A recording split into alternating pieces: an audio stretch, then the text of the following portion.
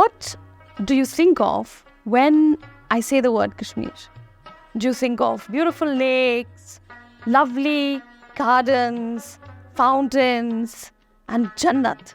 Or do you really think of violence, people dying, people killing each other, and people being irrational?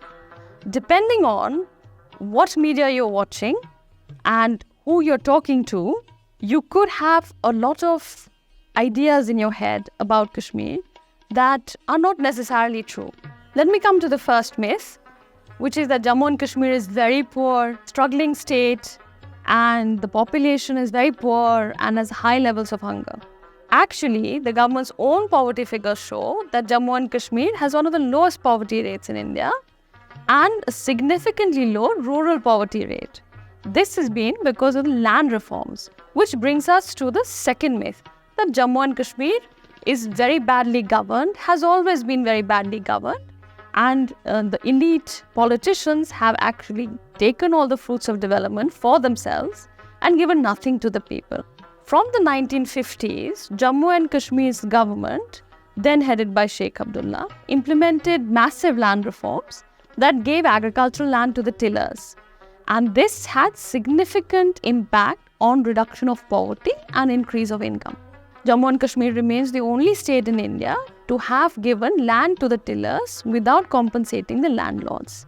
If we go to the next myth, which is connected to this, it is that Jammu and Kashmir's women are very oppressed, very quote-unquote backward, and the gender indicators of Jammu and Kashmir have always been very bad and are still very bad. When we look at the National Family Health Surveys, we find that the state leads India in terms of all gender indicators, apart from just two. Finally, the last myth is that Jammu and Kashmir survives on income from tourism. Another myth is that there are high levels of illiteracy in Jammu and Kashmir, and that has always been the case. If we look at literacy figures that the government publishes, we'll find that before 1947, Jammu and Kashmir was far behind the rest of the country in literacy.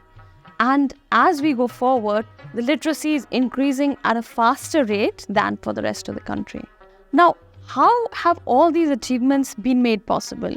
This is largely because of a socialist agenda that was embedded in Jammu and Kashmir's governance, known as Naya Kashmir. Naya Kashmir actually was part of the directive principles of state policy for Jammu and Kashmir and enabled everything from comprehensive land reforms to debt reconciliation to free education from primary to university level in the erstwhile state.